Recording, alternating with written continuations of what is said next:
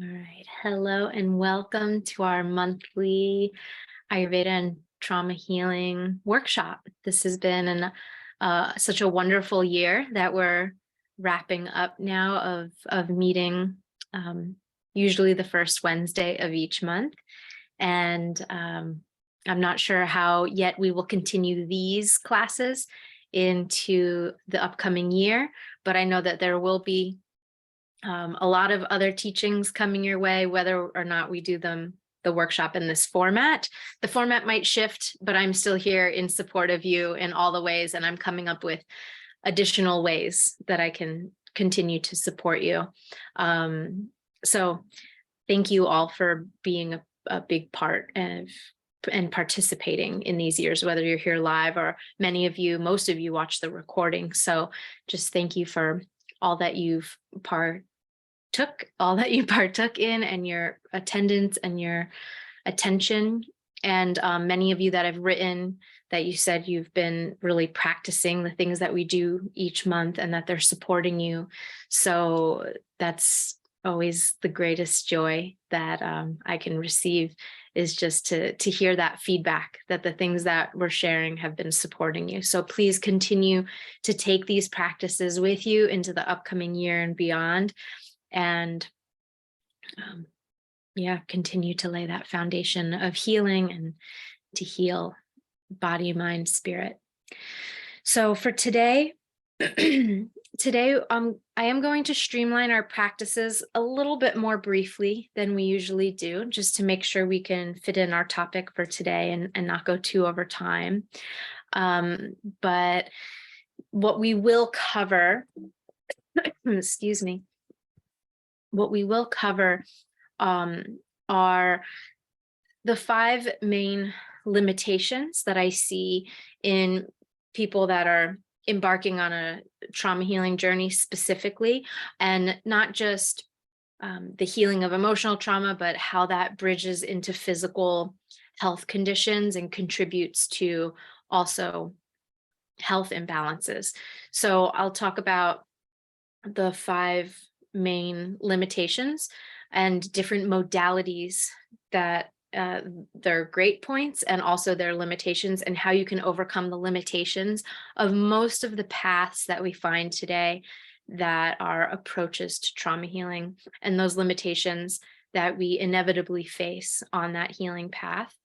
And then I'll give you my secret key. This is the framework that I use in my coaching programs, in my one-on-one work with all of my clients, and that I will be using. I will share this at the end, but it's coming up for me to just share with you now that if these classes have been really supportive for you, or these ideas and concepts and teachings resonate in your body and in your heart as something that you feel like can really support you moving forward, or you're just flat out tired of being sick and stuck and having a hypervigilant nervous system that is triggered and, having a hard time, and you want the most efficient path to transformation, change, health, freedom from the past, vitality, all of that, then I will just let you know that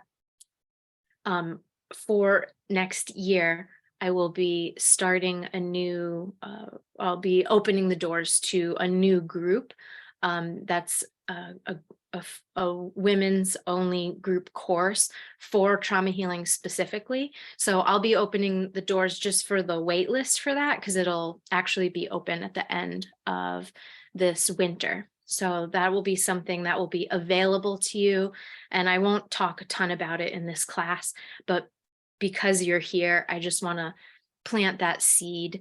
You can just put your email address at any time today in the chat box, or just DM me directly, or email me hello@alicialyndiaz.com, and just let me know that you want to be put on the wait list so that you're the first to know when the doors open, because it'll just be a small group healing container. So just know that it doesn't end here, even though this is the last workshop in this format for this year. The transformational healing conversation continues beyond with much, much deeper support than we were able to do in these once a month workshops. So, in today's class, this is what made me think of it, was that I'll share with you the 4 quadrants of transforming trauma. So no matter whether you work with me or you continue to navigate on your own or with other practitioners that you trust and resonate with, you need to make sure that you are engaging yourself in these 4 quadrants to make sure you are really covering all the ground that you need to really heal and transform in a deep way, and really embody that change so that you actually fundamentally feel different. You feel safe in your body. You feel calm and clear in your mind. You have energy and health and vitality and strength in your body. So these 4 quadrants must be utilized and engaged in order for the transformation to really take place. So I'm going to give you that map today too, so that you know what the 4 quadrants are, and so that you can check the boxes and make sure that you're setting yourself up in all of those areas of your life so that the trauma can truly be resolved. One of the other things I promised you today is that we'll talk about how to move beyond the fear that can sometimes come up around healing trauma when we know there are painful memories we have to face. I'm going to give you some perspective on that and how to rise above the fear, how to move through the fear, how to not allow the fear to hold you back, and how to just approach that, the facing of painful memories. So we'll talk about that. And I also want to reassure you that you don't actually have to have visual memory of everything, or you don't have to remember everything that quote unquote happened to this body in the past in order for it to be healed. So kind of a little hint ahead of time is that when it comes to moving beyond the fear of facing the painful memories, it's not just about the fear, it's about the perspective on the memories themselves, that you don't have to face them in the same way that you might think you have to. And this is really important because a lot of people feel that they shy away from healing the traumas they know they're there because they're just straight up afraid to face them. But I can assure you that you can move through them and without being re-traumatized. And that's a really important perspective in these 4 quadrants that's taken into consideration. And then finally, I'm going to show you how to make a smooth transition from a kind of fragmented, scattered, piecemeal approach to healing, which can, for most of us, feel very overwhelming. And just how to embark. I'm going to show you how you can transition smoothly to embark on a cohesive, peaceful path of liberation from the past without getting tied up in that overwhelm, and just having a simple, straightforward, clear path. So a lot to cover today. And as always, if you've been here with me, I don't like to jump straight into talking because it only accesses, the busy part of our mind, the conscious part of our mind. And if we really want to affect change, then we need to become a bit relaxed and receptive and allow ourselves to absorb education, not only in the conscious thought level, but just in a deeper way.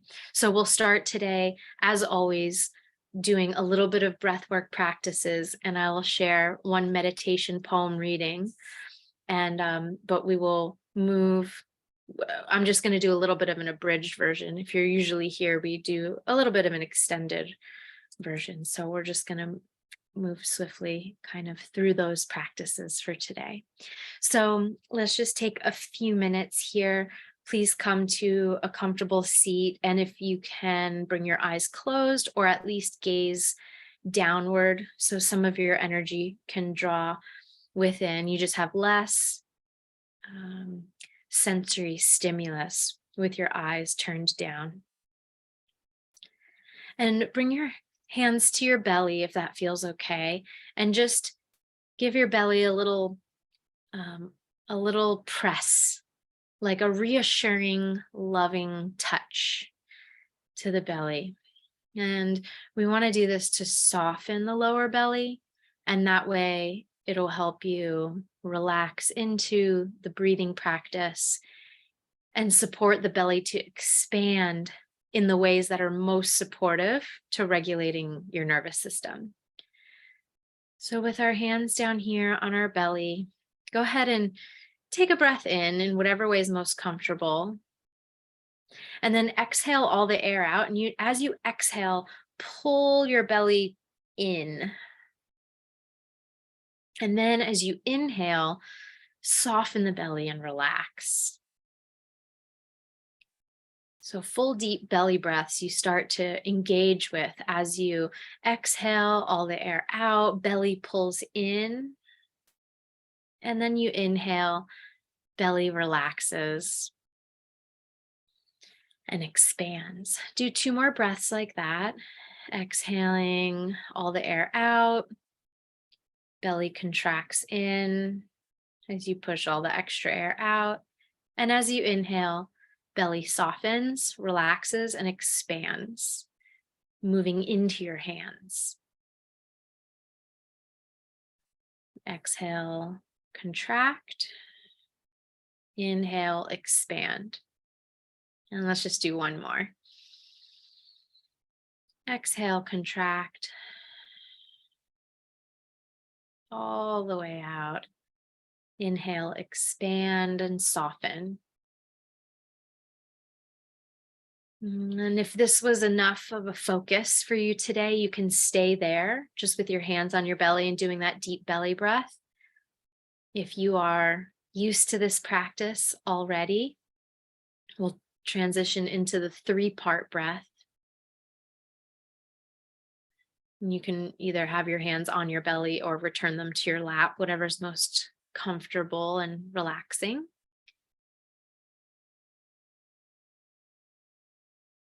And as you inhale, first sip into the belly, and then up to the ribs, and then up to the chest, like if you're filling a pitcher of water from bottom to top.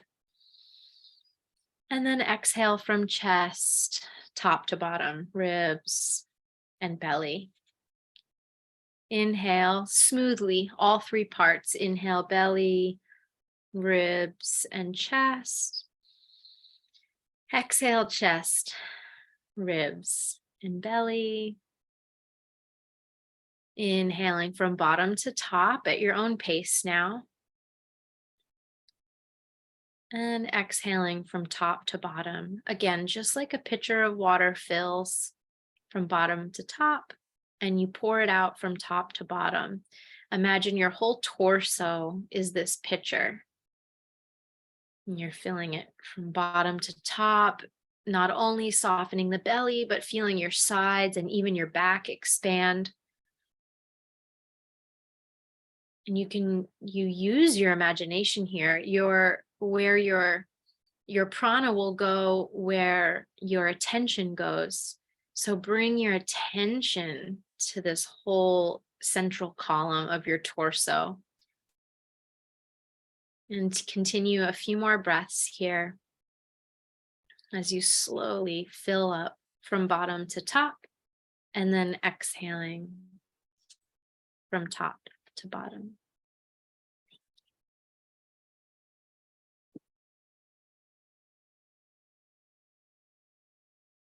Good. A few more breaths at your own pace.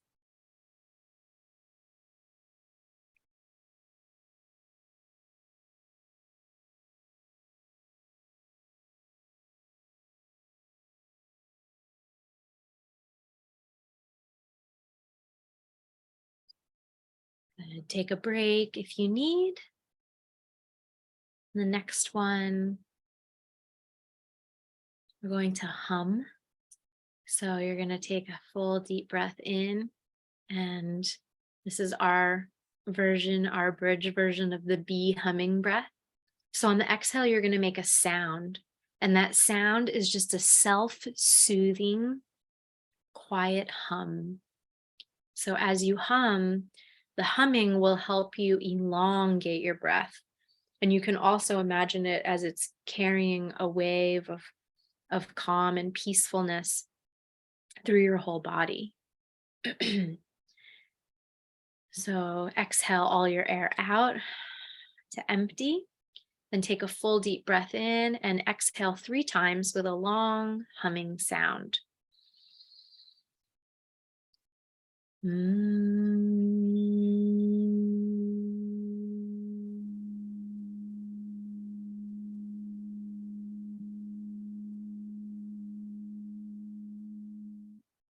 As long as you can make it. Again, 2 more times.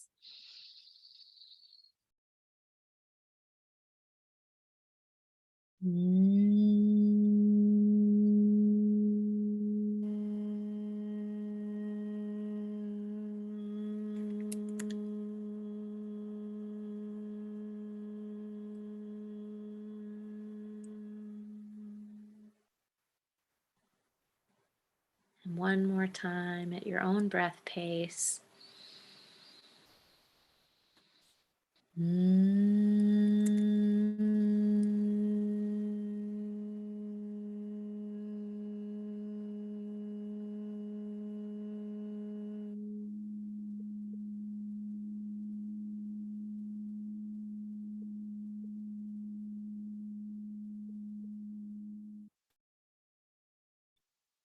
Good. Return the breath to normal and just notice the effect.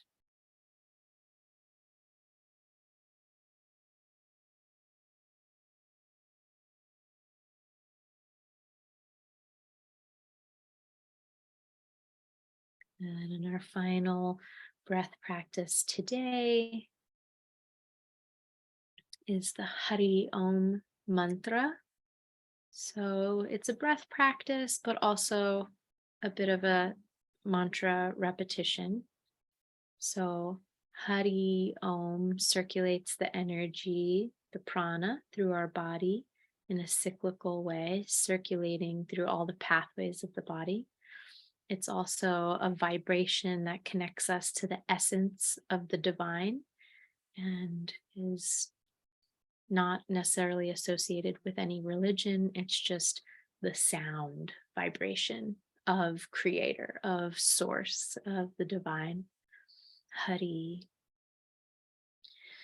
So we'll take a deep breath in and exhale with the sounds Ha, Ri, Om 3 times. So go ahead and exhale all your air out.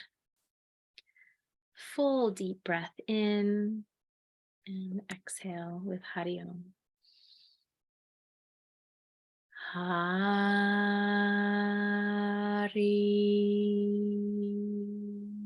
Om.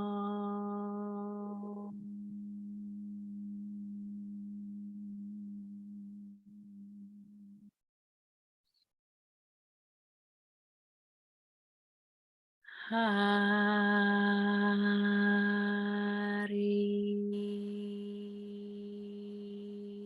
Om.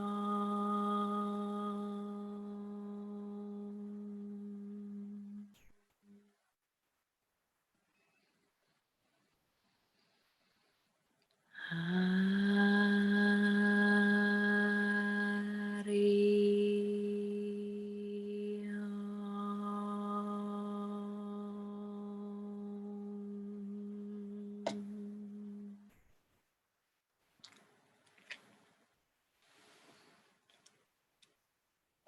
Pause and notice.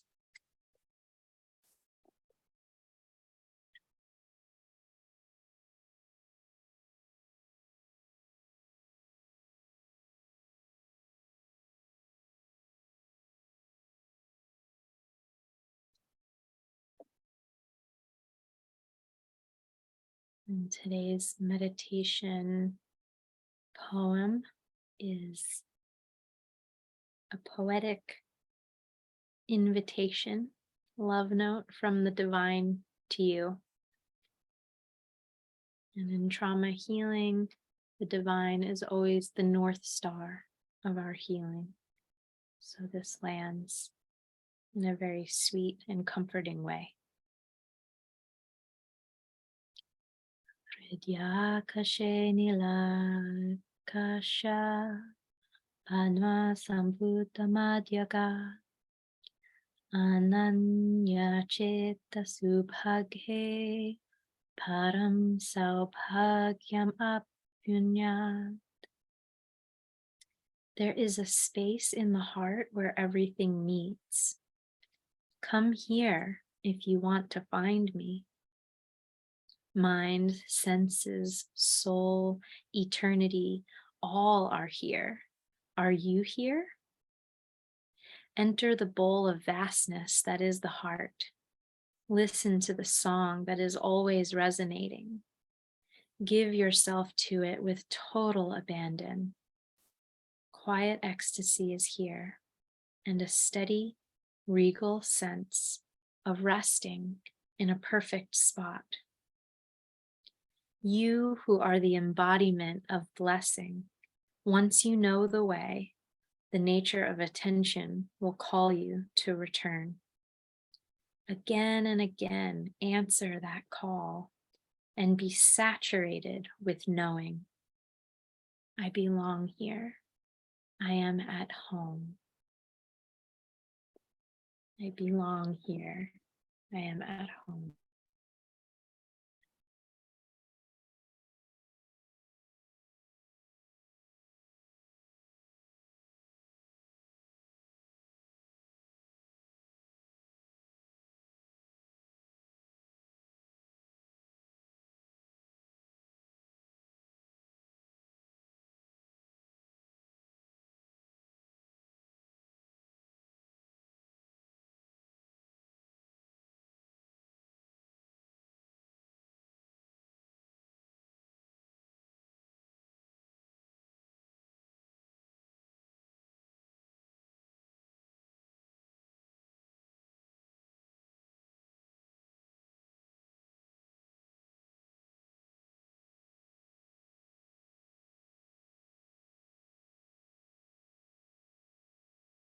I love that prayer poem. It really reminds me that this home, this eternal home that we're always seeking, is in fact right here within us, like the tortoise or the turtle that carries home on their back wherever they go. We as souls that come in to this human body, into this wild human experience, we have home right here in our hearts, that eternal vastness of the soul. And all we need to do is continue to follow that path back home.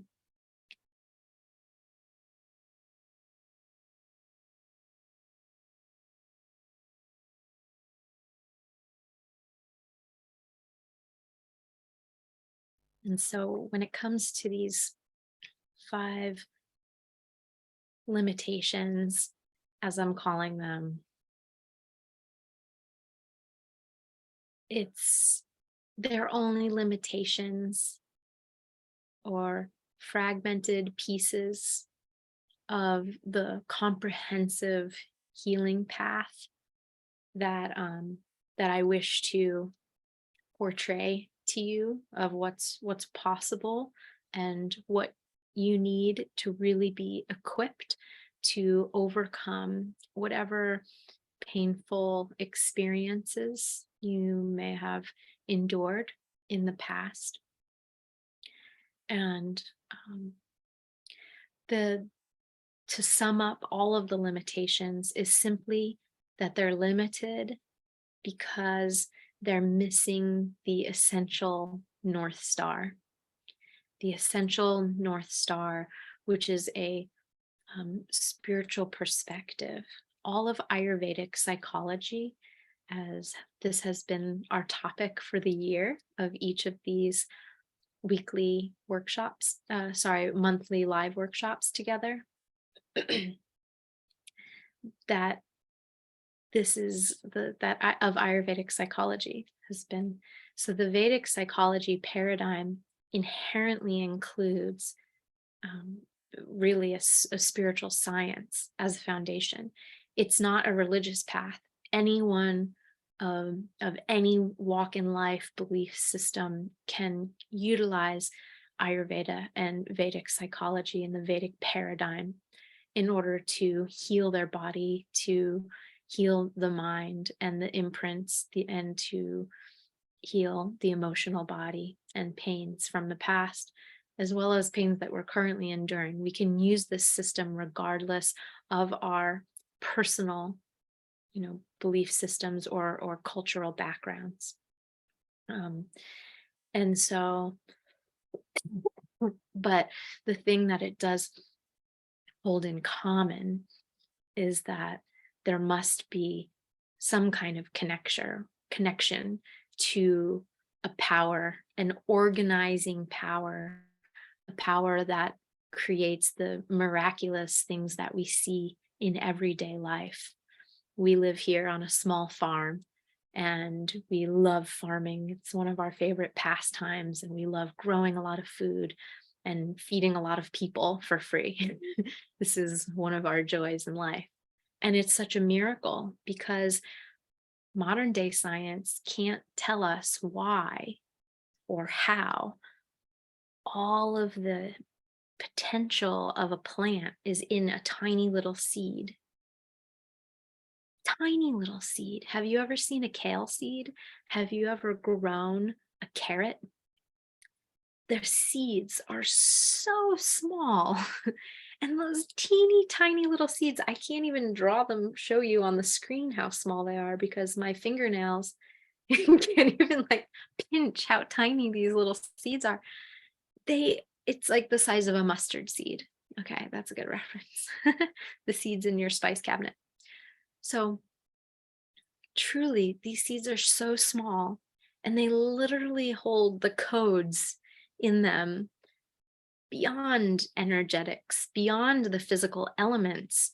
There's something beyond in this tiny little packet of information and of miraculous brilliance that unfolds infinite amounts of food into the future just in this one little seed. The seed, this kale seed, for example, creates this giant kale plant. We have kale plants all over our property that are like up to my belly button high, and big bushes, maybe even a little higher than my belly button, big bushes of kale.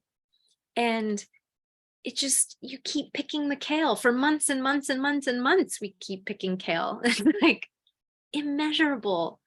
And then that seed, that plant creates more seeds, hundreds upon hundreds of seeds that you can then create more of those kale plants, which can create innumerable edible leaves and innumerable seeds to create more. It's just mind-blowing when you think how much potential and creative vitality and brilliance is in this tiny little seed. Thinking of that grain of mustard seed. So really, even some of the Vedic scriptures say, even faith, as much faith as you have, if even your faith in that is as small as a mustard seed, it's enough. It's enough to unfold all of that healing, because that tiny little mustard seed or that tiny little carrot seed is immensely bigger than every cell in your body. How many cells of your body can fit inside of a mustard seed? And the brilliance inside of each of those little packets of wisdom and infinite intelligence is inside. Guess what? Look down. Your body contains that. These bodies contain that brilliance. Even if what I'm saying inspires just a mustard seed of faith in the brilliance that already exists inside of you, then it's enough to completely overcome and heal anything that from your past that you feel ails you. And what do you need to do as a gardener? So all of us, each of us who are on a self-healing journey, if you've joined this class, you are, my guess would be that you're someone who is thirsty for information, thirsty for transformation, ready and ripe for healing, for true change. Hopefully you're not in a place of just wanting to collect more information, but really put it to embody it and put it to use and really change in the whole body, mind, spirit complex so that you can experience the freedom which you are really meant to, the safety in your body, the feeling of health and aliveness versus, and wholeness, right? This is what Ayurveda offers us. So each of us, if you are finding yourself here for that purpose, well, then you're in the right place because as gardeners, so if you are someone who is seeking real transformation and healing, or you consider yourself to be on a self-healing path, then you're a gardener. You're a gardener, you're a farmer or a gardener. Your job is to simply provide the precise environment, nutrients, and process to allow that brilliance within, that infinite intelligence contained within the mustard seed, also known as every cell in your body and your body organism, body, mind, spirit organism as a whole, to provide that with the proper environment, nutrients, and process to allow that safety, to allow that aliveness, to allow that wholeness to flourish and grow and bloom from within. And as you go, there will be weeds that come along that you'll have to weed. And ideally, like as gardeners, we follow gardening principles that are permaculture style. So we actually don't really have any weeds per se. Because we work with the environment in a symbiotic fashion, so there aren't invasive weeds that come in that you have to yank out. Once in a while, there's a few weeds, but they're manageable. But what we do is we create an environment that the weeds don't really have a chance, so they can't take over or kill your plants. And instead, you give the plants that you're trying to grow, the nourishment and the food that you're trying to grow, or the flowers and other things that we love to grow too. We give them the fair advantage of getting all the nutrients and all of the sun and water and all of the attention supporting them. But you need to know the needs of the different plants. You need to know the seasons. You need to know the process, right? You need to know what environment is the most supportive for the plants. And in the same way, we need to understand, and you need to know the limitations of various things so that you are appropriately applying the right nutrient, environment, tool, food to each plant at the proper time. Because your healing doesn't happen in a vacuum, meaning you're not just one individual that's trying to heal something. And in addition, you're not your illness or your challenge or whatever is the reason that you're here, whatever is the thing that you are facing, it also is not existing in a vacuum. It did not come to be on its own. It came to be as a result of complex layers of experience. It came to be as a result of a particular environment, thought patterns, habitual behaviors that you have engaged in consciously or unconsciously, mostly unconsciously, that have contributed. Also, karmic influences, cause and effect relationships from times that are beyond this particular lifetime. There's energies and things in our subtle body that we accumulate through the transmigration process and through this life that you are aware of. So regardless of the belief system, whether there was something before this or not, it has accumulated at the very least through this existence that you are aware of right now, the body that you're in and the life experiences and the shoes that you've walked in. And so none of it came to be in isolation. None of it came to be in a vacuum. Therefore, you can't heal it in a vacuum. You can't look too myopically, meaning too hyper-focused on one little piece. You can't just look at the symptoms, although the symptoms are indicators of what's going on.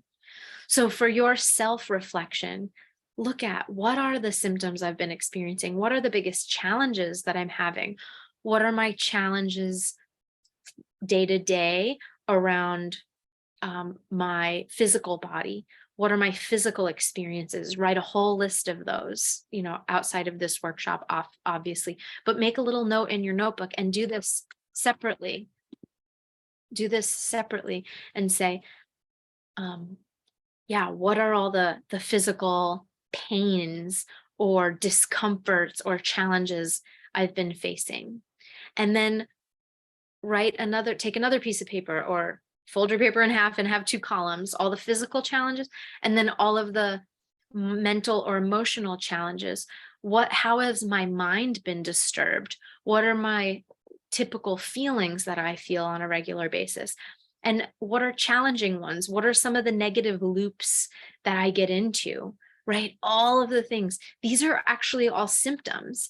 None of these are you, and none of these can be healed just in isolation. They all are combined together. The physical and all of the energetic or emotional and mental things, they all combine together and have contributed. All of your life experiences have contributed. All of the way that you've eaten throughout your life have contributed.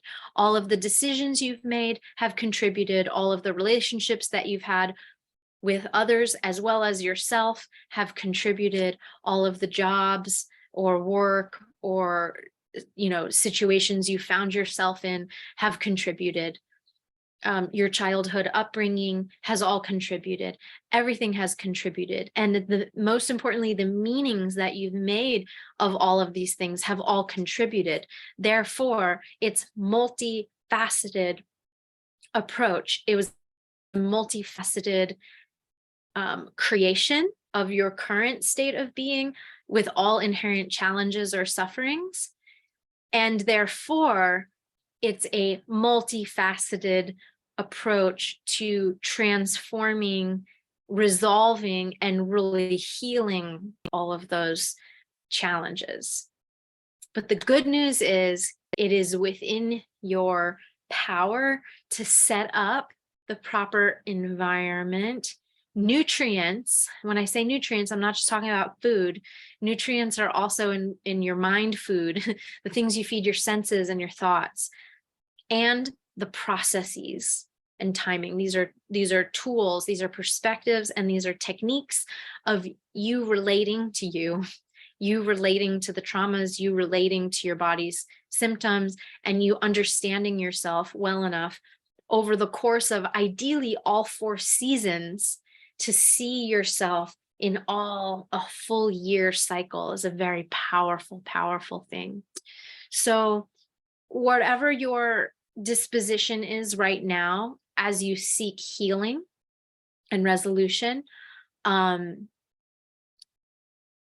if it's been for short-term solutions, my biggest piece of advice is to stop looking for short-term solutions. There are a lot of 30-day challenges and 6-week courses and mini immersions and short-term quick healing kinds of things where you will jump from modality to modality to modality.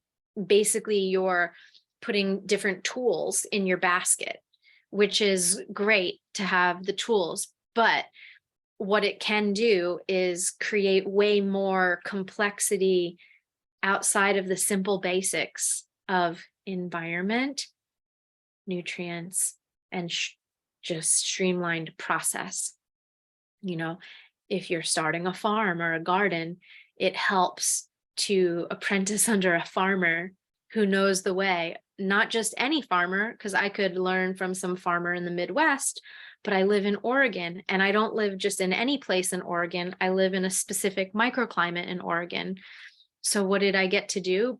The couple of years before we even got this land and moved here, we had the opportunity to live and work with other friends in the area and see through multiple years of cycles how the climate is here. And we get to ask them questions and learn and check in at different times. And then we get to also see how it works in our own space. So there's uniqueness, in your environment and in your unique needs. So every place has its own unique need. In farming, every body has its own unique need. But when you can stop feeling scattered and fragmented by all the different little pieces of the puzzle, or all the little quick short-term fixes or band-aids, then it actually allows you to slow down, drop in, really lay the foundation of what's effective, and allows you to hone in on your own subtle observation and witness of self. And this is what we want. We want to increase your own understanding and witness ability and sensitivity to your body and how it's responding to things.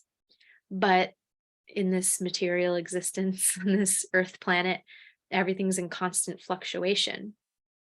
So you have to create some kind of stability of your environment within the body to heal, but so that you can make more refined adjustments and you start to catch your triggers earlier and earlier and earlier before they become a healing crisis, before they become a full-blown trigger that you then have to recover from.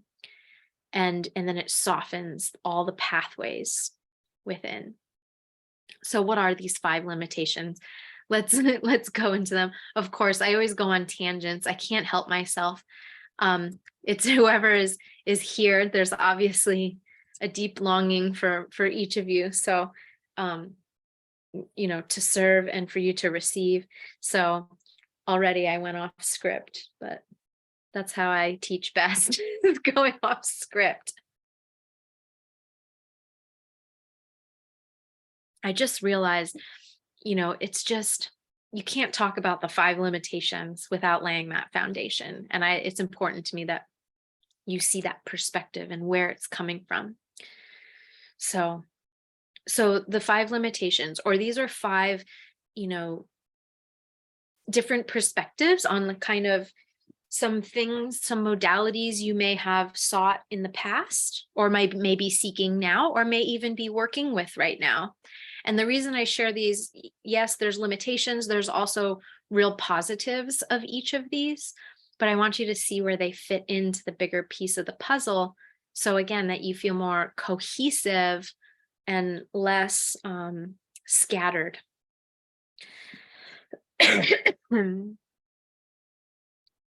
All right.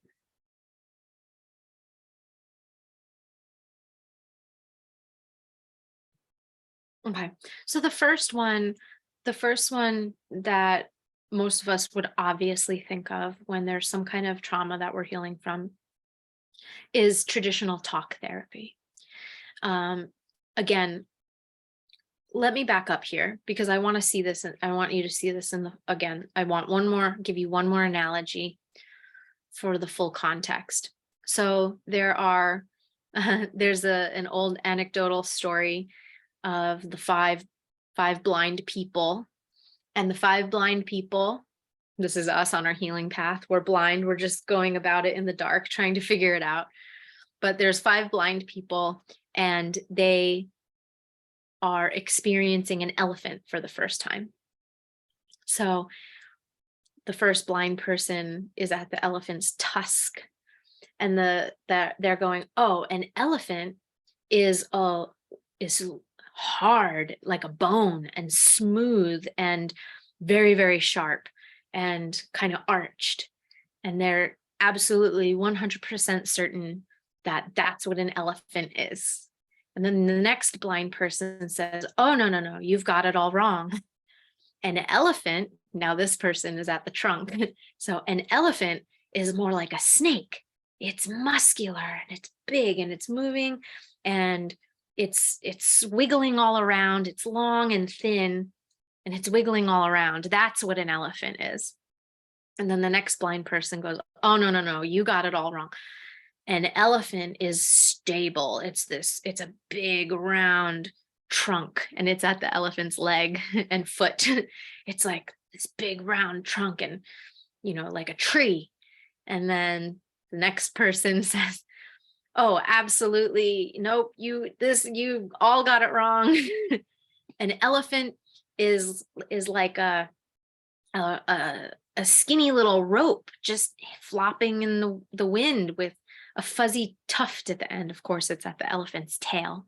So you get the picture, right? And then the last blind person's at the elephant's belly and going, oh, no, you've all got it wrong. An elephant is, this big, round, leathery feeling, bumpy, dry, vast. You can't reach it in all directions. It's huge. So are they all wrong? No, of course not. They all are right, but they all have a piece. So the elephant is not the individual part, but the individual parts that are being described by everybody are an aspect of the elephant. But because we're all blind people, we can't actually see the whole thing. Or maybe we're not meant to see the whole thing at once. But I do want you to understand that Ayurveda as a science, or particularly the type of Ayurveda that I'm endeavoring to share with you, which is trauma-informed Ayurveda, is specifically, it has the elephant and it sees the brilliance and the specificity of each of these, what we're calling in this class, limitations, which we know are just myopic viewpoints, which are pieces of the elephant. They're aspects. They're very important aspects. They're all valid aspects.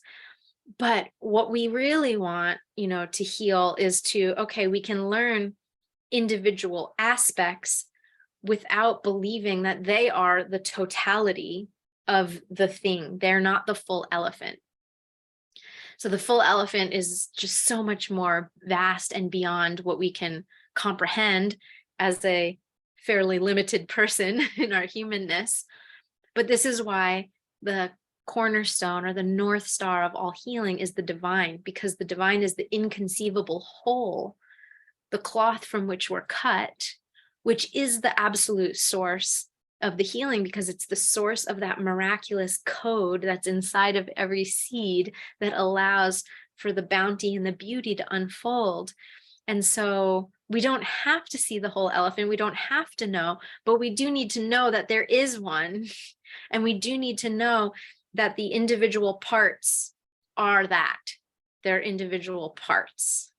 And so if we know that, we won't get stuck in a limited view of an individual part. Does this make sense? Is this helping? Oh, I hope this is helping clarify something or opening your eyes to something. At any point throughout today's class, feel free to type any questions that come up while they're fresh, type them in the chat.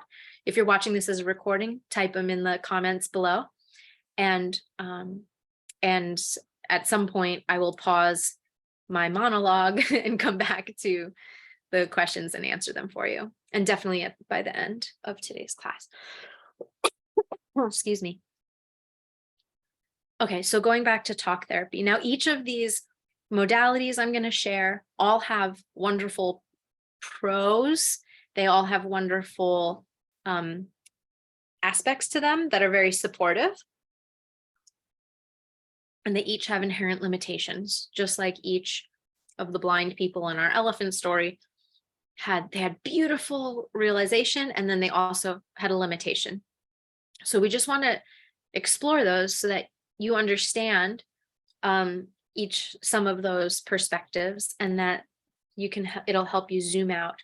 And then we get into the quadrants and show you how you need to actually step forward to create the most healing change. Okay, so back to talk therapy.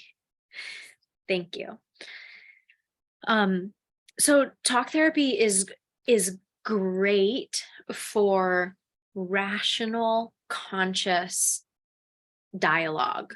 So it's great for very practical expression, for speaking in transparency and honesty, for building trust in communicating with another person about the things that you remember, the things that happen, because a lot of us become stifled because we've never talked about, the past. And so to have a sacred relationship with a therapist who you resonate with, who you feel safe with, might be one of the first people that you open up to. So talk therapy is really beautiful for that. And it also helps you get over your fear of telling the stories, and help you also take an honest and neutral time for reflection and assessment of these things. Now, inherent with this, I've had many clients come to work with me or work through one of my programs, my year-long programs, and they've been in therapy for many, many years. And it has, very obvious kind of glass ceiling or limitations to it. And the limitations to it is that sometimes we can get in a rut of just saying the same things over and over. And beyond the cathartic expression of telling someone the truth of our experience or things that we did that we're ashamed of, or all types of things like that, if we rehash those stories over and over, they become more ingrained and we reinforce them. And so if there's not an authentic release of them, then they can reinforce themselves, which is why sometimes people will go for years and years and through talk therapy and not be able to break the patterns or change their habits or actually resolve the emotions. Second thing is that there's an emotional component and a somatic component to trauma, and it lives in the subconscious more so, way more so, especially developmental traumas, childhood impressions.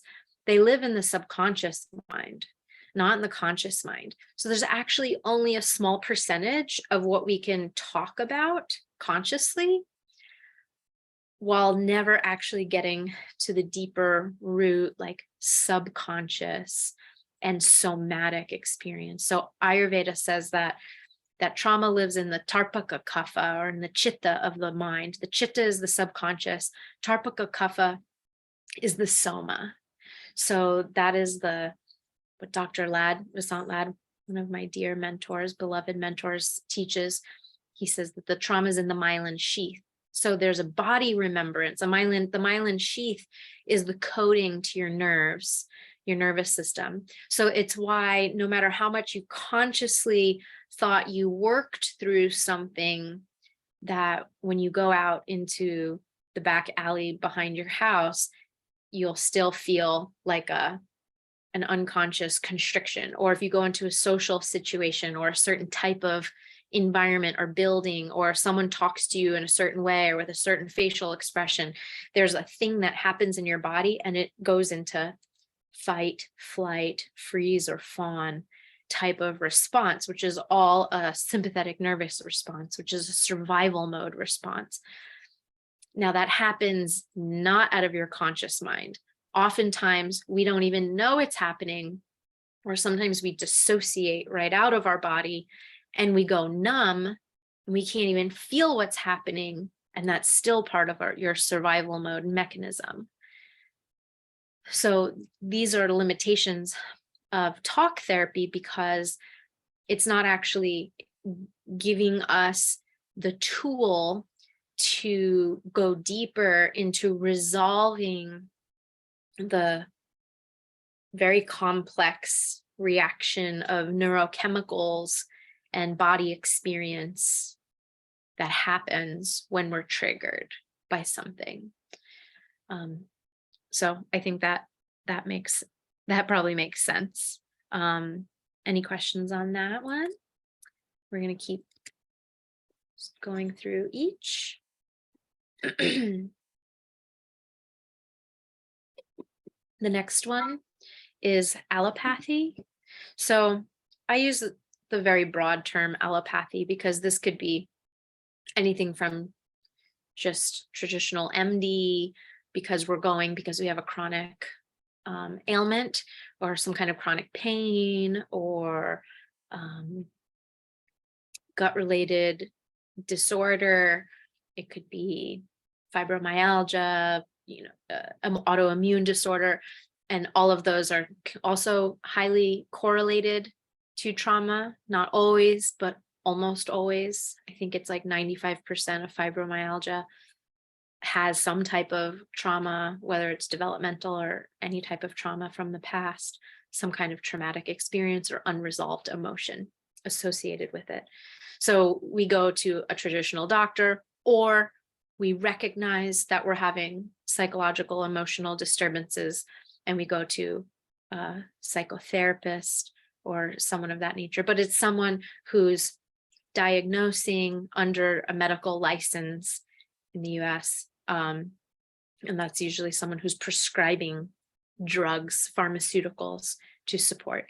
Now, this can be a great approach and a very necessary approach if there's an acute, like an acute crisis, or there's an addiction or something that's that really needs acute, swift regulation immediately. If someone's suicidal, if someone's experiencing very oscillating between very extreme, and it might be risky behaviors, or you might be, having panic attacks or super fearful, it's totally reasonable. And this is one of the benefits of an allopathic approach, is that it's very good with like acute emergency situations, and from a whole being healing perspective, it's reasonable and supportive to get on some type of pharmaceutical that can help break that pattern or give the individual a break from whatever intense physiological thing is happening. Now, the limitation, of course, comes in where those pharmaceuticals can create dependency, or if the root cause is never addressed and it goes band-aided with pharmaceuticals for many years. So it works best if it's in conjunction with a trauma healing type of deeper protocol, psychotherapy, or some kind of, whether it's talk therapy or one of the other modalities that we'll talk about, meditation, and expert guidance of the just deeper transformation of the original traumatic imprints. And then you can systematically work through weaning off the pharmaceuticals. Of course, one of the limitations of pharmaceuticals is that they have usually lists and lists of side effects that complicate other things happening in your body. And so and that they can create dependency in and of themselves. They can create dependencies and addictions in and of themselves, in addition to side effects. So that approach has its limitation. And with any practitioner you're going to see, you just need to understand what their training was, the modalities that they're versed in, and that will be their perspective and the tools that they can offer you. So, a lot of people end up getting very frustrated with traditional allopathy, or doctors and psychologists and stuff in that way, because they keep going to doctor after doctor after doctor after doctor, second opinion, third opinion, or those types of things. But it's just the limitations of their training and their background. There's nothing wrong with it. You just need to understand where it fits in to the bigger picture, and you need to understand the limitations of that, again, so that you can zoom out and get a better piece of the whole. Remember, it's your job to create the proper environment, nutrients, and process to allow healing to unfold. But healing comes from something beyond yourself. And when you put the right pieces in place, when you give the plant the right sun, water, nutrients and all of that in the soil, it allows that intelligence to unfold. So you are the only one who can do that. None of the practitioners can. They can just teach you and train you and facilitate you to do that. And the most skilled practitioners will facilitate a connection from the higher part of you that is already wise and all-knowing and all-healing, and they will facilitate that with the parts of you that are struggling, that need the support. And again, understanding where all these pieces come in. Okay, so the third one, if you have any questions on that one, please feel free to type them in. The other limitation I wrote of allopathy is that it can just flat out become disempowering to you. And that can be true with not just allopathy, but any of other healing modalities. Healing must be taken into your own hands and then ultimately guided from above, from something higher than yourself. But first, you need to take the power in your own hands. And when we're on too many pharmaceuticals, it can create those side effects, and it can leave us feeling, I said dependency already, but it's also can be a disempowering dynamic for you, and with any practitioner that you work with can become disempowering if your perspective and your mindset is thinking that they're doing it for me. So you can never think, I'm handing this off to that person, they need to deal with it. I'm not getting better because they're not doing their job. And that's not true, because in trauma healing, there are no mechanics that we can hand our car off to that can fix the problem.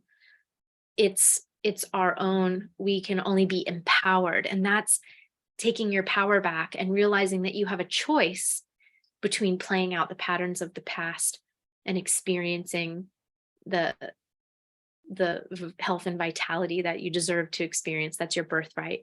It actually is a choice. And there are ways that you can engage that process, that you and only you can engage that process. You are the one you've been waiting for. You just don't have the perspective yet on how to show up for yourself. And that's what you do need to be empowered with. But ultimately, you get to be empowered with that. And then you have those tools, that wisdom, and that perspective for life. Okay. The third one is a really big category that I could have talked into many, many different categories, or I could have layered in many, many ways. But it's, I'm lumping this into kind of the new age spirituality and energy work. I'm kind of lumping all into one. And that includes modalities like EFT, tapping, emotional freedom technique, tapping, these types of modalities, maybe even Reiki, the energy healing world, and also just like new age metaphysical thought. Now, these, and again, I'm not doing it justice by lumping them all into one, but for the purposes of keeping this somewhat succinct, I needed to kind of lump them into one because they all are kind of related. And they're related in that they're really great to break out of the mind control of the masses. So like kind of mainstream thoughts, it kind of flips the script. Some of these belief systems that are so ingrained in us, and the ways that we've been sleepwalking in our society and just unconsciously controlled by external forces. Some of the new age thoughts really help flip the script on that, and it starts to help you wake up and see the world in a different way, not so brainwashed, right? So there's like a and I hope you all know what I mean when I say some of the new age spirituality, and if you don't, just let this section glaze over. But there's a general perspective of, positive affirmations. There's, a connection to source or spirit as a whole. There's a general desire or wish in, new age spirituality to help people realize that there's something beyond, that's not the negative dogmas that have been used to control us in the past. So there's like a refreshing, uplifting energy in, new age spiritual conversations and talk. And then in energy healing and Reiki and EFT and all of that, there's also some empowerment in that these are like, I have the ability to move energy in my body, or I have the ability to experience my subtle body. So you get the benefit of either self-moving energy or having someone facilitate that, or an energy healer start to move some stagnant energy in your system. And then you get an experience of your subtle body, which is very, very supportive if you've been stuck in the density of the physical body, triggers or pain. It really helps to move into more of the subtle body with your awareness and to feel some movement and shift. Now, the limitation of this is that from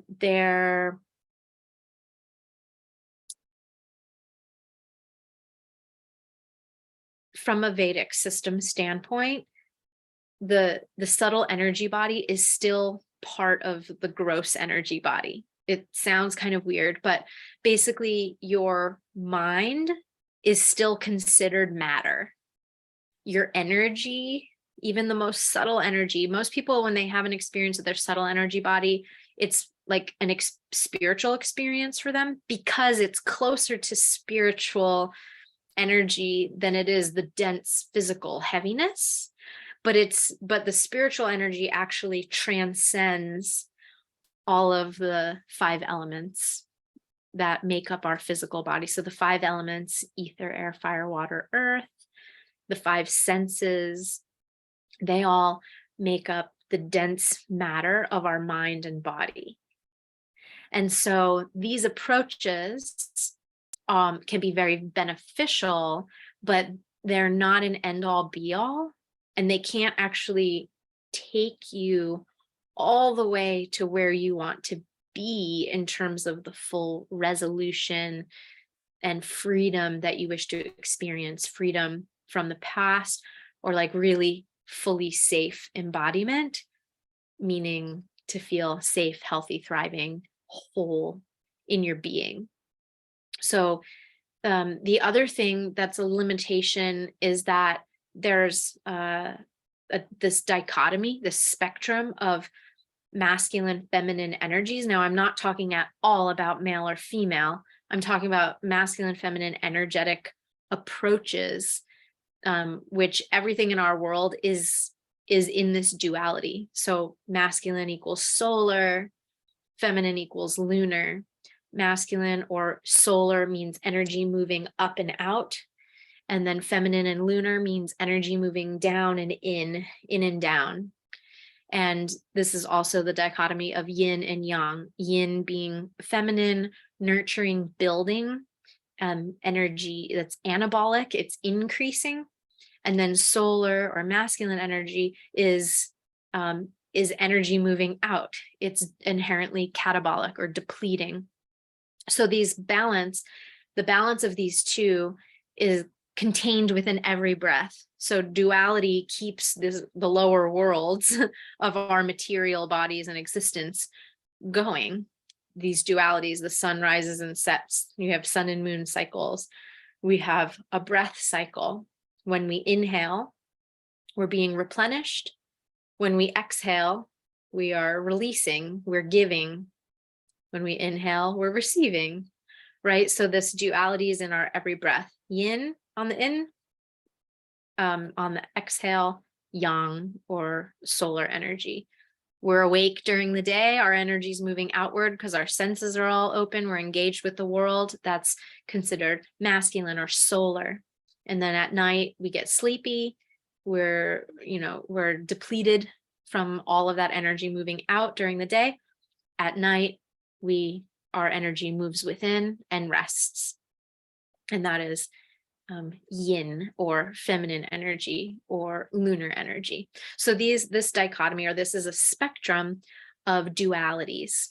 And so when it comes to an approach of healing, and I see this all over the place with healing trauma, is that most of the approaches that you'll find, especially out there on Instagram, especially out there, on the internet, and people doing short courses that are really intense, especially with things like Kundalini yoga and all of that, which would definitely fall under the category of new age spiritual, kind of energy work. It's all very solar, masculine approach. And that can be very depleting, and it can also be very triggering, and it can also initiate healing crisis for people. And it rarely equates to long lasting, deep transformation and safe embodiment in your body, safety in your body. And that is because nature is feminine. Nature is more lunar. So a solar approach would be, like in gardening, would be, you try to like pump your plants with, steroids, fertilizer, and you try to get them to grow super fast. You genetically modify the seeds, you put them under more light, you control everything in the environment around the seed. Usually this is why we're able to eat certain foods year round when they're out of season, is because they're grown indoors under these very controlled and quick producing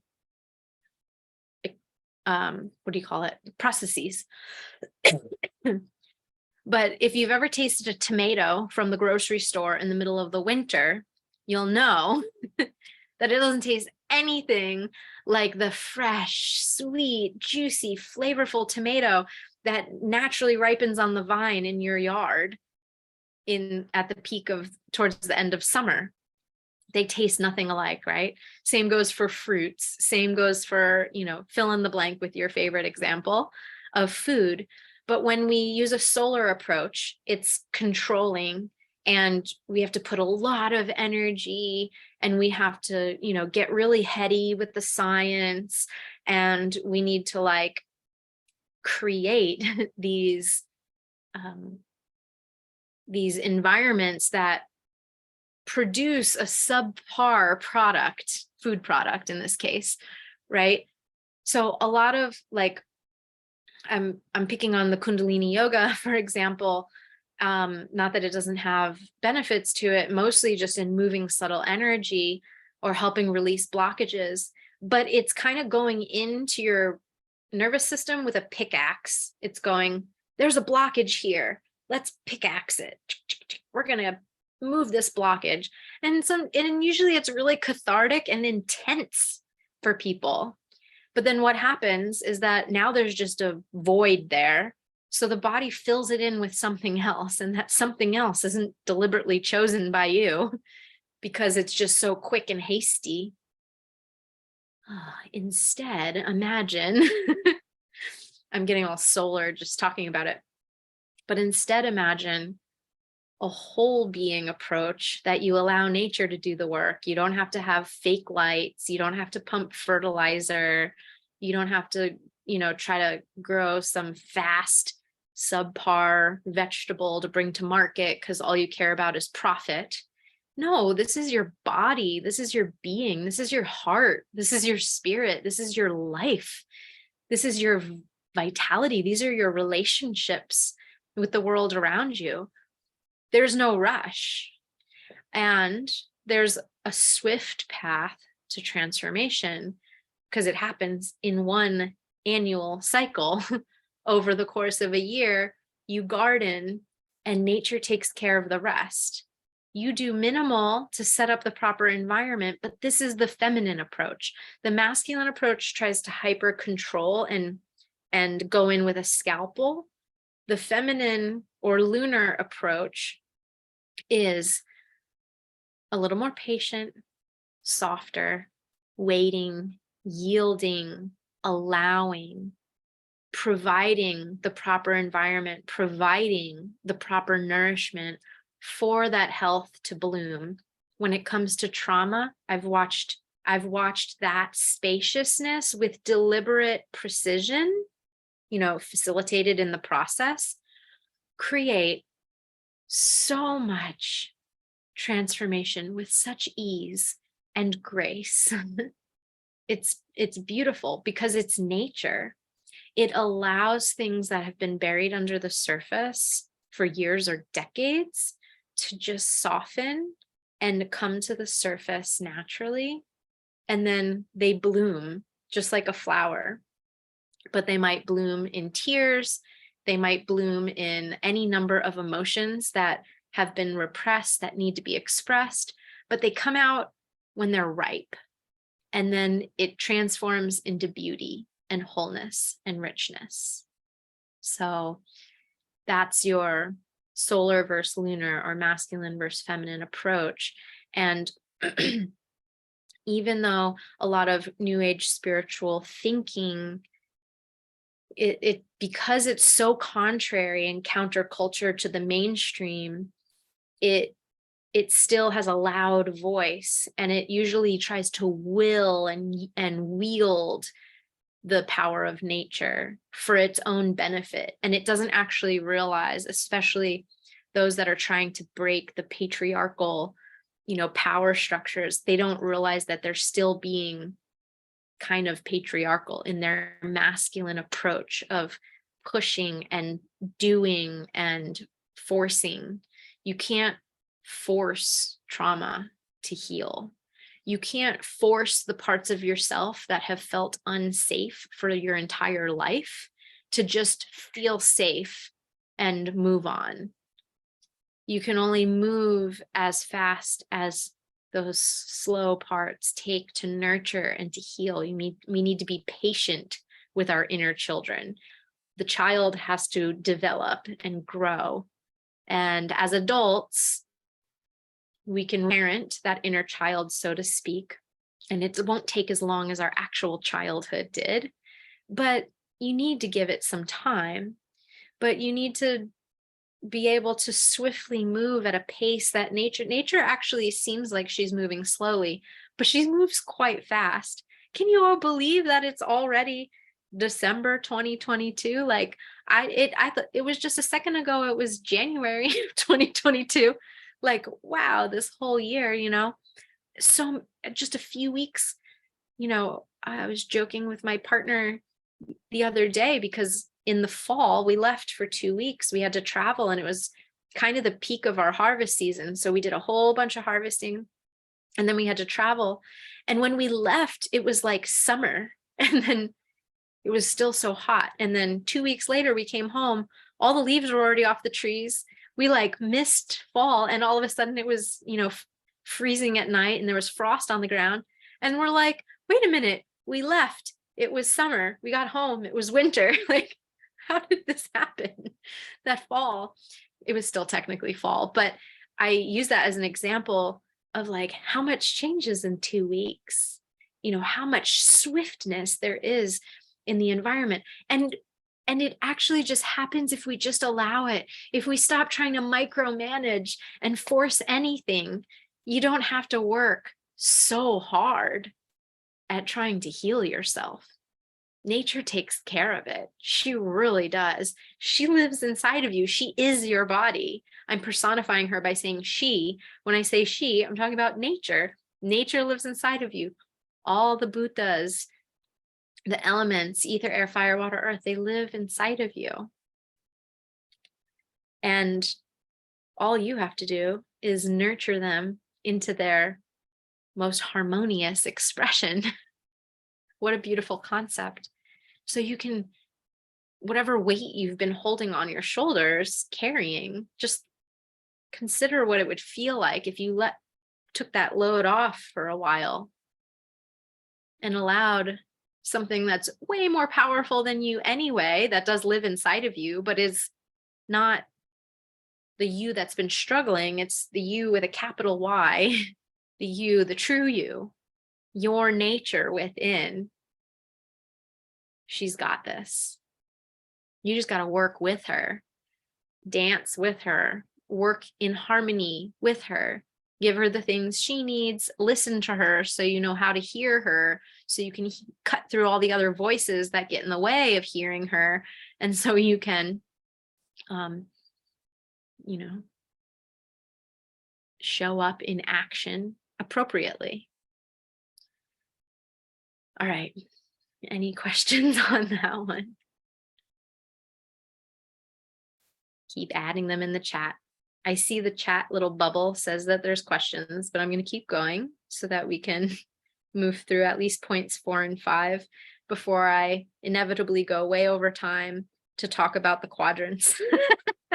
Although actually I've been giving you little hints about it. So by the time we get there, it shouldn't be so hard. Number 4, excuse me, is modern westernized yoga. So this is another tool or another modality that a lot of people lean into when they're trying to heal their body. And yoga, in its most truest sense, is an absolutely fully comprehensive science. It is the sister science of Ayurveda. So Ayurveda and yoga work together and work completely seamlessly with each other. But modern westernized yoga has been adulterated into a fitness thing, and it has become a thing about profit and positioning more than it has about its true roots and its ability to heal and support. So while modern westernized yoga is beautiful and great for creating some movement of energy in the body, and particularly just flat out flexibility and some general overall body abilities in movement, it has lost its more subtle and philosophical richness, which was originally a system, which is originally a system that helps you reconnect to your higher self, to your truer self. And it is where Ayurvedic psychology merges and draws a lot from yoga specifically. It's a whole and complete philosophical system of rewiring your mind, of meditation, of sensory withdrawal, and of ultimate communion, spiritual communion with the divine. And it needs to be, in terms of the physical movements, its limitations are that it's also not typically practiced in a trauma-informed way. Because yoga is a full system, a systematic stepwise approach, to healing the mind, to releasing samskara, which are the habitual tendencies that can either be supportive or unsupportive to us. But the samskaras in trauma are ones that keep your body in patterns, habituated patterns of being triggered or being ill or having pain. We need to rewire those and rewrite those. And yoga allows creates a system of that to support a more sattvic mind, or a more peaceful, harmonious mind, where the thoughts aren't bombarding you and burdening you so much. You're able to have a clear mind and to have a more simple mind. We want to be more simple-minded because the complexity and the complicated layers of the mind and the intrusive thinking is what keeps the body following a pattern of disharmony. And so these are all the benefits of true yogic approach, but modern westernized yoga misses the mark. And again, if it's not trauma informed, when you go into yoga poses, they're actually designed to not allow the accumulation of repressed emotions or other things like energies stuck in different joint spaces. They usually get stuck in organs and in joints. And so the system of yoga is to help keep the energy moving in your organs. It systematically squeezes the organs and releases the organs, and releases out of the fascia, out of the connective tissue, out of the joints. And so if someone's not prepared to experience a flood of emotion and not to know what to do with it, and they practice yoga and they don't have those tools, then yoga actually isn't as beneficial for them. So these are all just important things to consider. But I really, really recommend yoga, but not only yoga physical asana practice, but rather the whole philosophical and energetic and meditative aspects of yoga that go way beyond the subtle, way beyond the physical fitness aspect and the flexibility aspect. Okay, let's move right along to 5, because we're getting low on time already. So the 5th one is generalized Ayurveda. So you're here with me talking about Ayurveda, right? So you may already have been learning about Ayurveda, studying Ayurveda, self-studying Ayurveda. You may have already seen Ayurvedic practitioner, perhaps, or you're just interested in Ayurveda and learning more. And there's a difference between generalized Ayurveda, the general way that Ayurveda you'll find online, the general teacher of Ayurveda or practitioner of Ayurveda or Ayurvedic health coach, wellness counselor type of Ayurveda, and trauma-informed Ayurveda. They're very, very different. And so even generalized Ayurveda can still be very supportive for you. Supportive in the sense that you'll learn some of the foundational pieces, like nature. We've been talking a lot about nature. So you'll learn and understand how those 5 elements exist in nature, how they exist in your body, what your unique body type is, what your individual imbalance is, how you need to, eat, and how to optimize your digestion and how to optimize your daily habits to just support your constitutional nature and how those elements manifest in you and how they relate to the world around you. So generalized Ayurveda is still going to be supportive for you, and is great for all those things and more than of the things that I just said, is including specific herbal protocols or medicinal protocols to support you with whatever physical chronic health condition you may or may not be experiencing, or any physical health issue. It can be supportive with all these things. When it comes to the limitation, when it comes to integrating that with trauma healing, is is if you really want it to support the healing of trauma, then it must be trauma-informed Ayurveda. And trauma-informed Ayurveda needs to be able to go specifically into the practitioner needs to be able to facilitate you specifically into the places and the energetic, emotional root causes of the physical things that are ailing you, and eradicate it from that place so that it really resolves the health issue that you're facing. We shared this in one of the last couple months of our live workshops.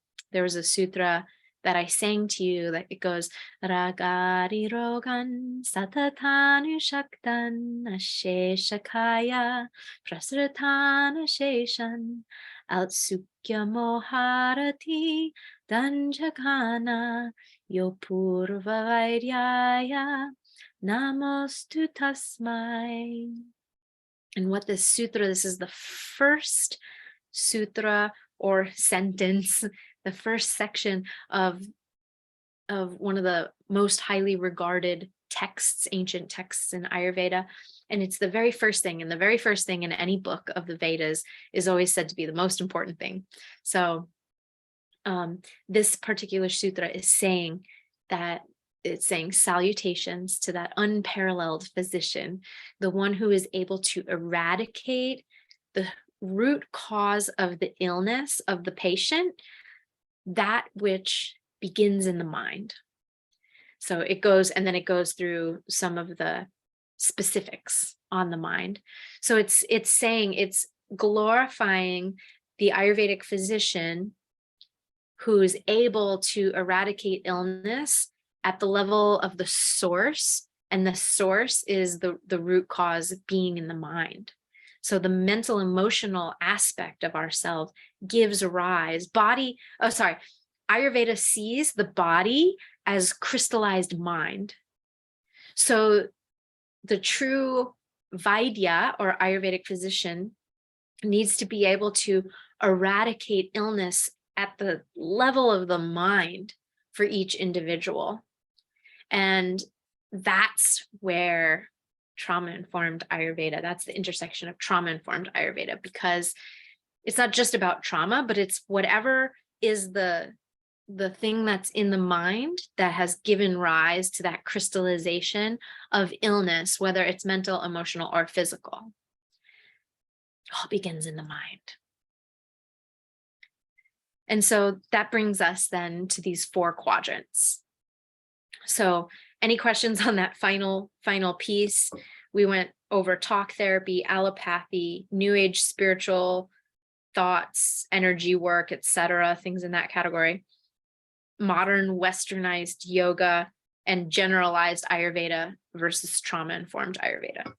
So these are the 5 approaches, different aspects of the elephant, right? They all have their positives, but we are now informed on their limitations so that you can zoom out and say, okay, I need this piece for this or this piece for that, but I need to know if something's not working for me, here's probably why.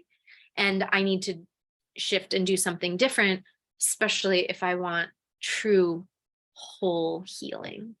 And especially if I want to allow nature to sort of be forcing myself upon, forcing my agenda on my body, which is just another way of exploiting nature. Don't force your healing agendas on your body. Learn how to align with nature, not exploit the nature of you. Learn what she needs. Learn what he needs in the subtle ways on all those levels. That's the comprehensive approach. That's true wisdom. Okay, please ask your questions. I'm going to cover these quadrants and then we will wrap up for today. So the 4 quadrants of transforming trauma. Let me make sure my backup recording's still going. It is. Okay. The 4 quadrants of transforming trauma. So I wish I had a fancy little tablet that I could draw on and you can see my screen, but I'm just going to have to describe it to you instead. So if you have a piece of paper, you can also imagine this in your mind, but you just put a big plus sign across the paper. And that plus sign is going to divide 4 quadrants. The top quadrants. Oh, hi, Catalina. I can see your face now. The top 2 quadrants, you're going to label that row as I. The bottom 2 quadrants, you're going to label that row as we. So somewhere on the left, top right, I, bottom left, we. Okay. And then you got your plus sign, you got your 2 rows labeled. Now you're going to label the columns. So the left column, at the very top, you're going to write inner, as in inside. And the right column, you're going to write outer, as in outside.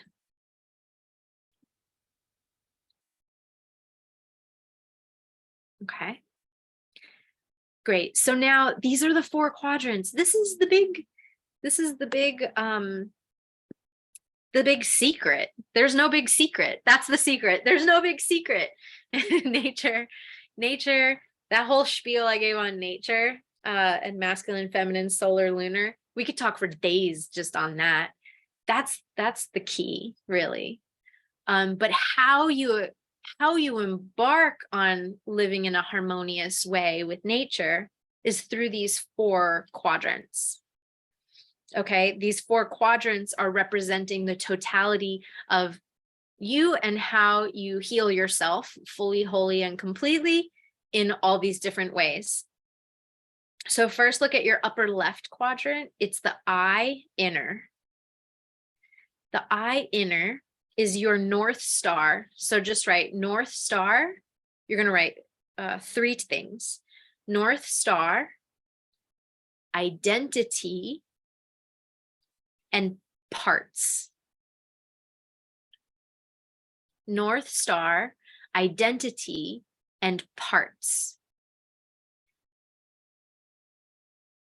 So we already talked pretty extensively about this for the most part. The North Star, which is your connection to something beyond your nature, to something beyond this physical body, because Ayurveda and yoga philosophies and sciences both say you are not this body, you are not the mind, you are not the senses. You are the eternal soul. Another thing that we could talk about for days more.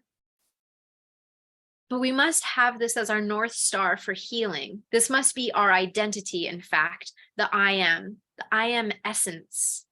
You are the essence of spirit, way beyond all this physical. That's not to discount or minimize the beautiful body that you've been given, this incredible mind that you've been given, but they belong to you. They're not you.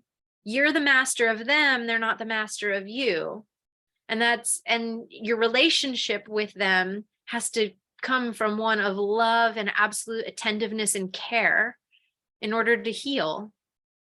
That's all. You're not trying to will anything onto your body, but you need to learn specific how to set up the right environment, the proper nutrients, and the proper processes to facilitate the experience of wholeness. Because when you can facilitate the experience of wholeness, now you are able to more authentically commune with spirit, with your true self, without cutting yourself off from the lower nature or pretending that you don't have a lower nature, which is just what we call spiritual bypassing. So this identity, this I inner, is all about you facilitating healing between the parts of you who have in fact forgotten. These are all the parts of you that have been fragmented and frozen in time, parts of you that are stuck in the old places, environments, and memories of painful moments, parts of you that are stuck in certain emotions that have not been moved, that are emotional baggage or that have not been resolved. Those parts of you need to express, and they can't express to each other, because that creates an infinite loop, downward spiral. They need to be facilitated by the higher part of you.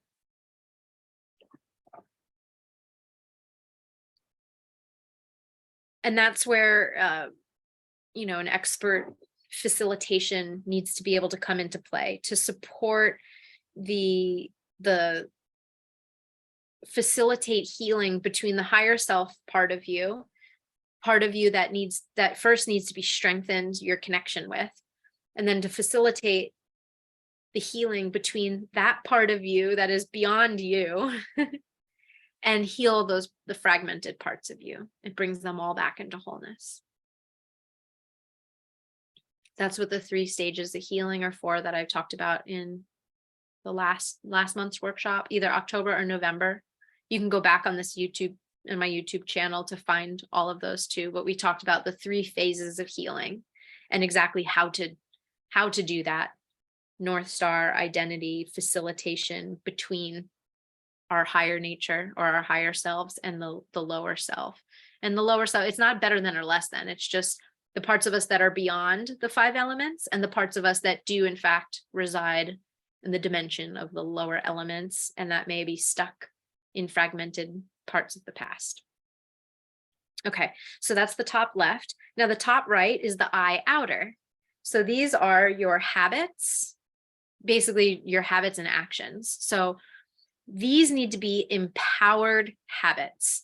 You get to take healing back into your own hands and learn the very precise, most efficient path to resolution, to healing. Now, we talked quite a lot about this, not specific habits, but in the above 5 points. So I'll move on, but the eye inner is the inner identity that you have and the inner work that you have to do between your spiritual self and your parts. And then the eye outer is the things that you do, the activities that you engage in, and the specific habits. Ideally, they're empowered habits that make you feel more and more free, more like you have the power in your hands, which of course is empowered by divinity. Most trauma healing stops there, unfortunately. Most trauma healing stops there. We go to psychologists to try to do some inner work, may or may not be effective. It has its limitation. We go to some other healers and practitioners to have them tell us what to do. We learn it in a 4-module course, a 6-week course. We learn some habits. We accumulate a bunch of habits. They all kind of help a little bit. They leave us feeling more scattered and, all over the place, or confused, flat out confused, or we want to throw in the towel because we're like, nothing's helping all the way. I haven't fundamentally changed. So most of the healing that we embark on, and all the Instagram experts, it stops up there, or they try to touch upon the lower part, but this is where a lot of magic happens too. So now looking at the lower 2 quadrants, the we inner and the we outer. So the we inner is the collective North Star, the collective identity. This is you being in communion. It's one thing for you to be in communion with the practitioner you're working with. That is an essence of we, because a really good practitioner will empower you and facilitate you to have better relationships with the people around you, to have healthier collective engagements, have what we call in Ayurveda and yoga satsanga. So ideally satsanga, which are a group or sangha that are oriented towards the truth, satsang. Satsang are truth seekers that are in community with one another and that show up for one another with great love, compassion, and support. They're not there to take, they're there to give. And so, yes, you can facilitate that for yourself, but it must happen. Or you can find a group that resonates so deeply that you trust the North Star of the group. But the main thing is that there's a North Star of everyone in that culture, that there's the same North Star. It's a collective identity. And then the we outer is also a shared culture. So a shared culture of self-care and empowering habits. So I always use this example. It's a very obvious example, but if someone's a smoker and they're trying to quit and they keep hanging out with a bunch of smokers, your willpower is always trumped by your external environment. Your willpower will only last so long. So if you're hanging out with a bunch of people engaging in a certain habit that you're trying to break, it's very much harder for you. Instead, what if, in trauma healing, same thing, support groups are out there, but a lot of them are getting stuck in the same loops because they're doing the same thing I said with our first point in talk therapy. It's just suffering. I'm just sharing suffering and I'm commiserating in misery with other people. So it doesn't actually help. There's no collective North Star for transformation and change, for rewriting the pattern. So you must create a we outer, a collective shared culture of self-care and empowering habits in the way that you want to be living, which is free and whole and not bypassing, but truly embracing and listening and loving compassion. The same way that you facilitate your higher self into the parts of you, you need that in the people around you. So you need to create that deliberately or find a group of people, whether it's a faith group, like a religious group or a meditation group or a kirtan group, sacred chanting group. They can provide that in different ways, but specifically around healing trauma, I've yet to find that. And so those are the 4 quadrants, and please forgive my limitation and my over talking today. There are a couple points we're not going to get to because I can't go over 2 hours today.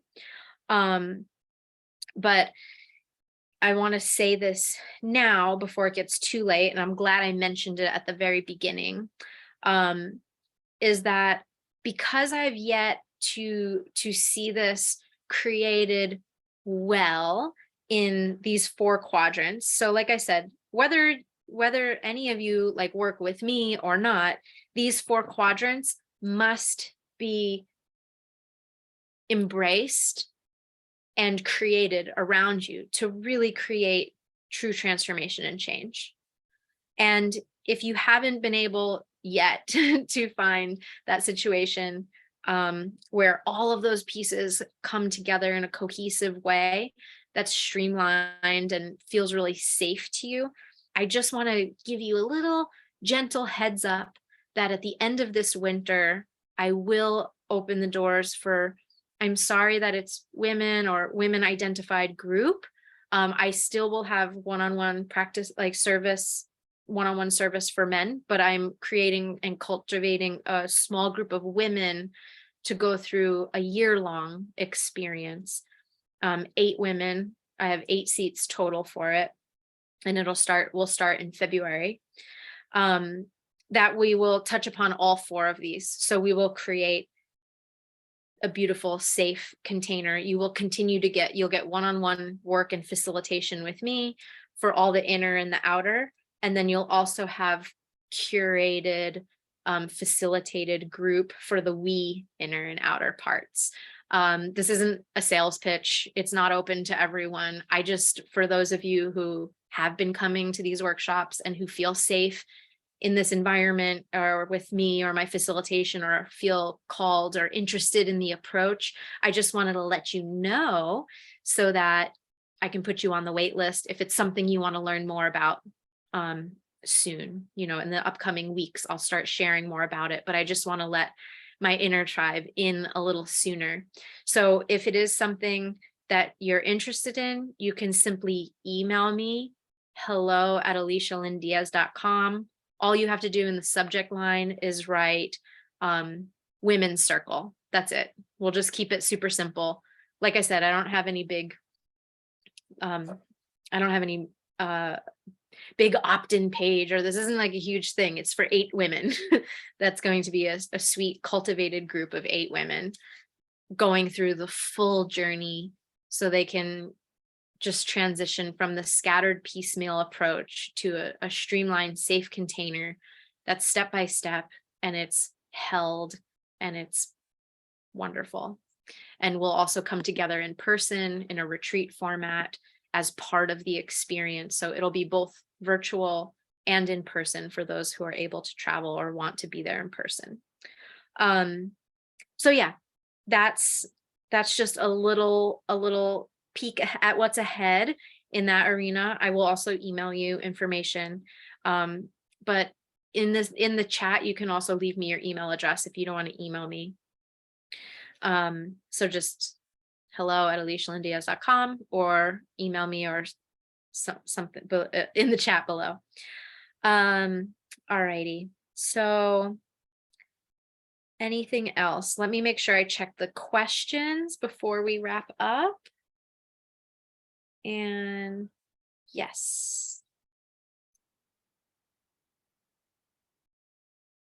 And I also, for those of you who are more than just interested, either in the group or one-on-one work, I do have some calendar spaces that I opened for December for this month. So you can, if you're watching this as a recording, the link to my calendar is in the notes below. And if you're here live, I just put it in the chat. So you can always just, if you don't want to wait and you just want to talk more about it, I have these trauma clearing consults. They're not only about the program, but if you are interested in the program, you can just put a little note in there, like, I want to learn more about the year-long women's circle or something in it. And then you'll also get a lot out of the session with me in person. Okay.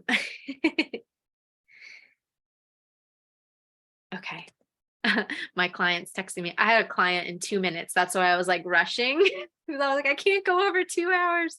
I thought 2 hours would be more than enough buffer, but she just messaged me that she's running a little late. So that's fine. So we will still wrap up to honor your time for being here. Thank you. Oh, Maria, she said, I answered your question. Okay, I already answered your questions. I still just want to read it.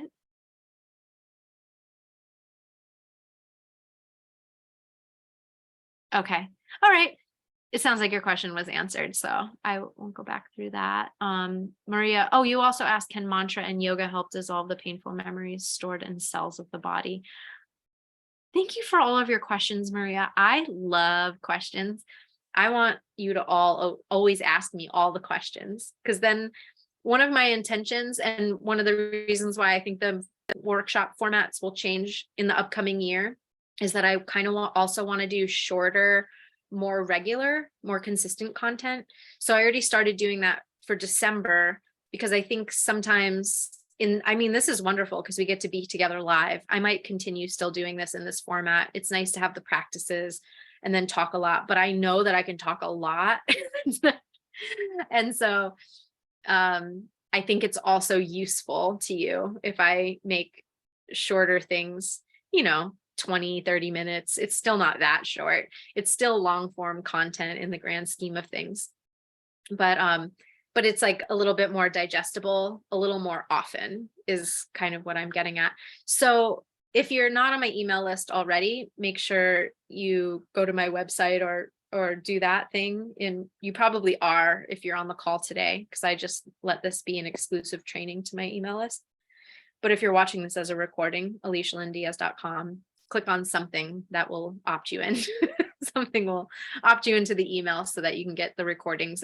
But every week so far, in the last 4 weeks, I've put out a shorter training. So I want to continue to do that. And if you like the weekly short videos, please encourage me and let me know, and ask me questions, because then I can answer your questions in a short video and you don't have to wait a month until the next class. So thank you, Maria. That's what made me think of it.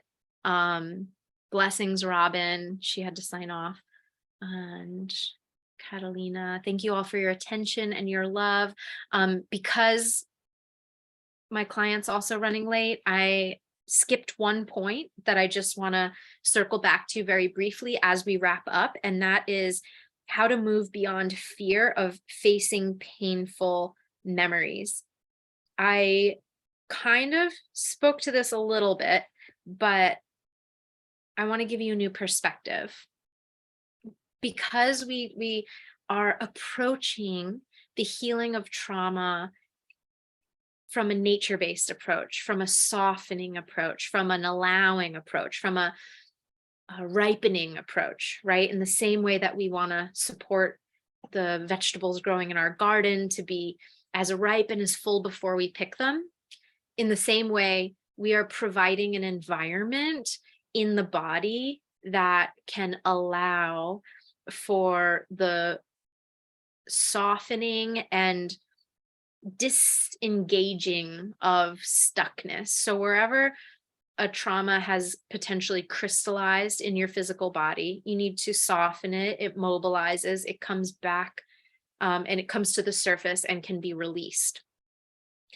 So there's a ripening. So there's this one perspective, which is just allowing that emotion, whatever is ripe for you in the moment, allowing it to flower and just letting it crest. And then just like a flower, it'll come to its fullest bloom, and then the petals will fall off and it will return back to the earth.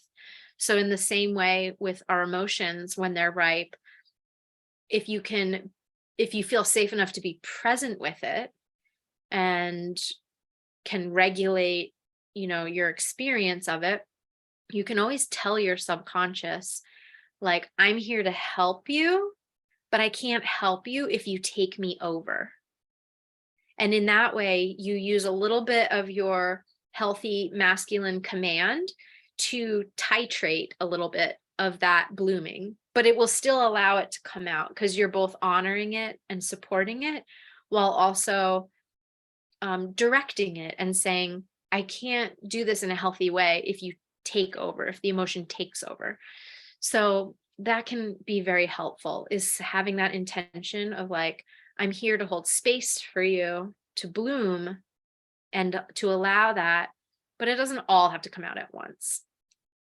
I hope that makes sense. I know it's very metaphorical, but it's one of those things that you just have to apply the metaphor when you're in the actual situation. So when you catch yourself in a moment of like, I don't know why I feel agitated, or I don't know why I feel stressed, or I'm snapping at my partner or whatever. And it's like, oh, maybe it has nothing to do with anything, but that something's arising for me and I just need to be present with it.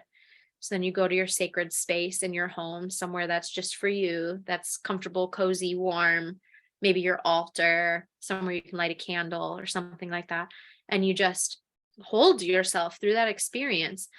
And this is the other perspective that I like to hold, and that I try to empower my clients to hold, is just imagine that you're holding a child. You're literally holding a child. You're not going to make a child go through their process any quicker than they're going to go through the process, right? If any of you who have raised children, you know that the kid's going to have a tantrum, or it's going to cry for as long as it needs to. Even if you think it's overreacting, it's like, oh, I don't need to judge the experience. This child is just letting it out. So you can just hold from a neutral place. So that's the idea. You either can imagine yourself being held by your creator, by your higher power, by mother, father, God, whatever is most supportive for you, some aspect of divinity. You can imagine yourself being held by them lovingly, or by that divine presence, that holy presence lovingly. Or you can imagine yourself as, as a divine presence holding loving space for the part of you that's going through the painful experience, the hurt, the processing. So in that way, it helps you shift beyond the fear of facing something, a painful memory or a painful emotion, because it's not you that's experiencing the painful emotion. It's you're being held and witnessed through the expression of it. It sounds like just semantics, but it's not. It's actually your whole disposition towards that part of you that's emoting, right? It's you being able to simultaneously hold a perspective of something beyond this localized experience and honoring this localized experience at the same time. And that alone expands your consciousness in a big way, and it allows for energy to soften and allows for healing to occur. Every time, in fact, you're able to show up in that way, it allows healing to be more ingrained, that new pathway of self-love, if you will, be ingrained.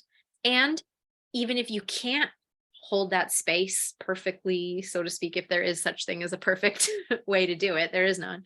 But even if you feel like you could have done better, or you didn't do it the way that you thought I described, or that could have been, just having the awareness about it and just endeavoring to, okay, I have the awareness of wanting to be able to hold that multi-dimensional experience, those simultaneous experience, while I'm going through a heavy emotion and helping it mature and release.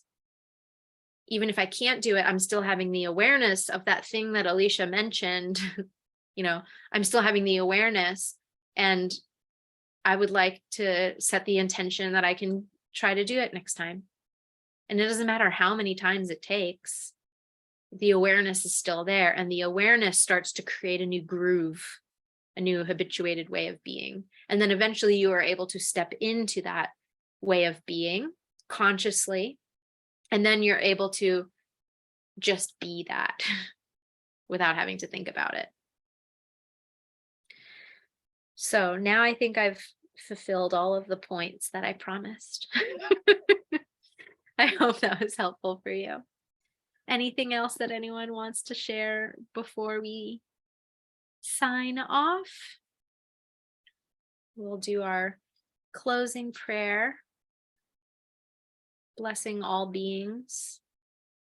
Loka samasta sukhino bhavantu. We'll sing that 3 times, and then Om Shanti, peace. All right. Big deep breath in, exhale out, with much gratitude to all the masters who came before us to bring us this information and healing wisdom. May all beings also receive the benefit of our gathering today. Inhale.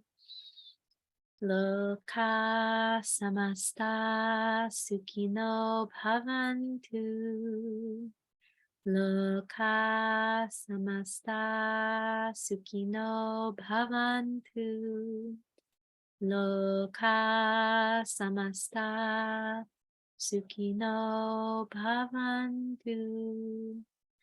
Om Shanti, Shanti, Shanti. Hari Om Tat Sat. All right, lots of love to you all. Thank you for being here live, Gloria, Marilyn, Carolina, Andrew, Claudia, and everyone else who was here before too. And all of you, we send you our love and prayers to all of you watching the recording. All right, be well, everybody. Happy holy days and transition into the new year. Wishing you each peace and wholeness. I'll see you soon. We'll be in touch via email. Bye-bye.